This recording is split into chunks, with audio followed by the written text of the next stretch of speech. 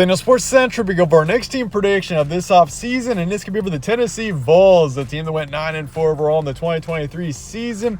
Not a bad season for Tennessee. It was kind of a step down in comparison to the year before. But looking forward to 2024, I really could see this team being the true SEC dark horse in this upcoming season. This is a team that's got a lot of young talent, definitely a lot of promise. Looking forward to the future, and why that is what we'll be talking about here today. We'll be looking at the players this team will be losing and returning, and predict their schedule top to bottom in this video. So with that, let's get started with a quick recap of 2023. Once again, the record being 9-4.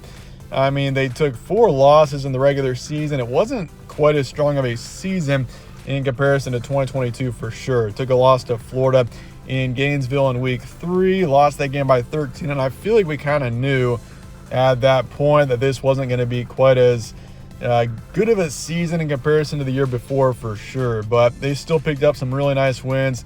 Blew out South Carolina, beat Texas A&M 20-13, lost to Alabama by a couple of touchdowns. That was in Tuscaloosa this year, so obviously a little bit of a disappointing loss there. But considering once again just the state of this team, Joe Milton was a good quarterback, not quite as on the same level as Hendon Hooker the year before. And this team in general was just a step down in comparison to 2022. Although it wasn't a bad year for this team. They still had some really nice wins. They did take a couple of ugly losses down the stretch against Mizzou and Georgia, but then shut out Iowa 35-0 in the Citrus Bowl. I mean, you consider the Hawks last season going up against an SEC, a well-balanced, a well-rounded SEC opponent. Iowa really didn't stand a chance, especially being a team that really had no offense last season. That was the Hawkeyes. Their defense was good, but their offense was almost non-existent for the second part of the season.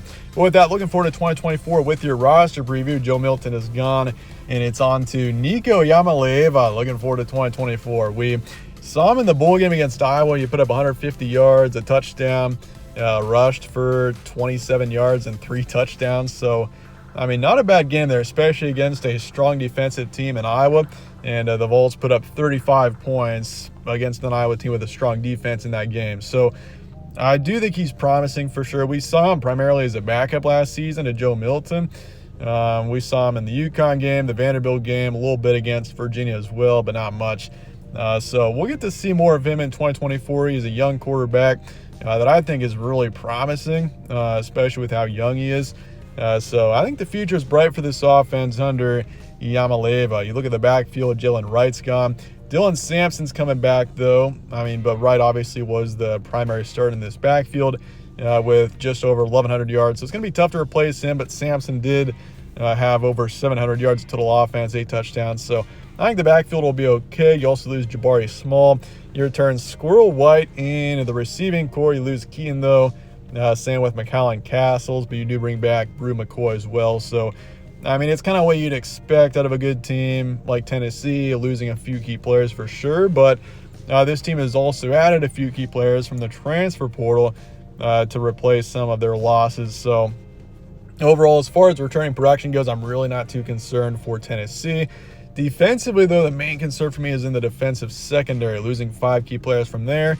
Also losing 2 on the D-line, 2 linebackers. So this defense definitely had a lot of turnover this offseason, but I still feel like this is a team that, despite having some young talent, they're still built to have a pretty successful season in 2024. But with that, looking at your transfer portal and recruiting now, Holden Staes is coming in from Notre Dame. Expect him to be a key tight end this season. Looks like he's going to be behind Ethan Davis in the tight end position, but he's still going to be at least involved this upcoming season. Chris Brazell coming in. He's expected to be a starter coming in from Tulane. You also bring in Lance Hurd from LSU for the O-line.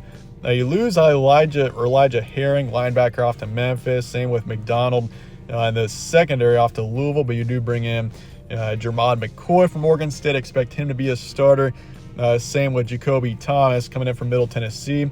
You lose, once again, several key players from this secondary off to different places. So you do bring in Jalen McMurray from Temple. So you're bringing in a few key players, but this is also a team that's had a lot of turnover on the defense. Mentioned that already, so that's something worth keeping an eye on. Recruiting-wise, 14th nationally, 8th in the SEC. I mean, that goes to show just how stacked of a conference the SEC is. 8th in the SEC, but still in the top 15, top 14 nationally. So got 2 5-stars coming in, 11 4-stars. I would say the future is still great for Tennessee, despite Texas and Oklahoma coming in. I think Texas is in a position where they could definitely win the conference in their first year. It's really up to, I'd say, Georgia or Texas this upcoming season. Alabama's going to be a background team for sure. I think Tennessee's kind of in that conversation as well. I feel like this is a team that can make some noise in the SEC, but not quite be a team that can win it. I mean, Georgia and Texas are kind of in a league of their own, I would say, looking forward to 2024.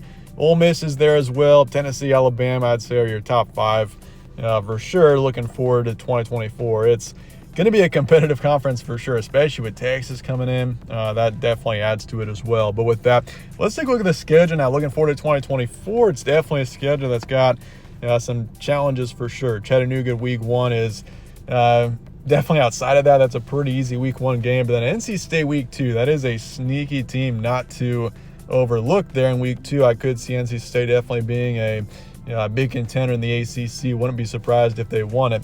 Kent State week 3, Oklahoma on the road week 4, and then Arkansas on the road after that. Then you got Florida, Alabama, Kentucky, Mississippi State. 4 straight home games here. You're at home for 5 straight weeks, including the bye. And that's definitely a period where I think this team could pick up some really nice wins. And then Georgia on the road, UTEP at home, Vanderbilt on the road to finish out the season. Looking at the first month, I do think you start the season 3-1. Chattanooga, easy win. Same with Kent State. I think NC State's kind of a closer one there. Neutral location. I think NC State at least hangs in there. But I do think Tennessee prevails in the end. And then Oklahoma on the road. Norman is a tough place to play late September. I think OU's going to be ready to go in that one. First SEC matchup, I think, for Oklahoma there. So OU's going to be ready. I do think that's a close game. That could really go either way. Tennessee might be the better team in that matchup, honestly. OU's definitely got a few question marks, but I think that is one that Tennessee drops there in week 4. So you're 3-1 going into the Arkansas game. Razorbacks, really not expecting too much out of them. But because it is a tougher place to play, I would say a closer one there. Florida, Alabama, Kentucky. I do think you win all 3 of these. Definitely the Alabama game is the one that stands out there. I mean, you beat the Crimson Tide 2 years ago in what was an incredible game. Still remember that one. That honestly might be the most memorable game for me from that 2022 season. I think you pull it off against the Crimson Tide at home again. Alabama next season is simply not the same team. I mean, my prediction for Alabama, I do have them having a bit of a down year. And I do think Tennessee pulls off a really nice win there against the Crimson Tide. I still think Alabama's a good team. In 2024, they just will not be at the same level that we're used to seeing them at, especially with the new coaching staff and all of the adjustments that they're having to make there. So I think you go undefeated through October, which is just 3 games with your bye being the last week. But that puts you at 7-1 going into the Mississippi State game. I think you take care of the Bulldogs as well. Kind of a close game here as well. I think all 5 of these in the middle of the season are closer games. I think Florida's kind of a down team. Arkansas, maybe Mississippi State as well. But I still think those teams are at least competitive against Tennessee. And despite the Vols, I think winning all of them. Georgia on the road, though. This is just going to be a different Georgia's just a different team looking forward to 2024. Obviously didn't even make it to the college football playoff, but I've said it. I think if Georgia was in the top 4, they could have definitely beaten Michigan. They could have beaten any of those 4 teams and won their 3rd straight national championship.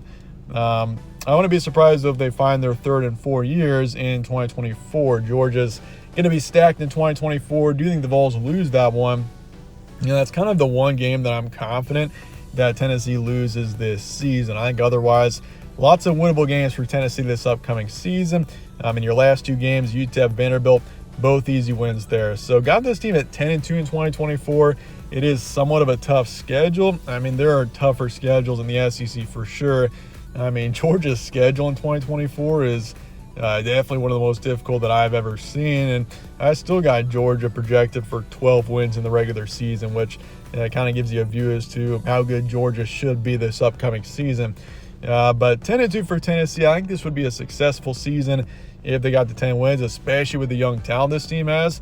A couple years down the road, if this team can retain their young talent from this upcoming season, Tennessee could be a real problem, I think, in a couple of years. I got the ceiling at 11-1, so I do think this team at least takes one loss at some point.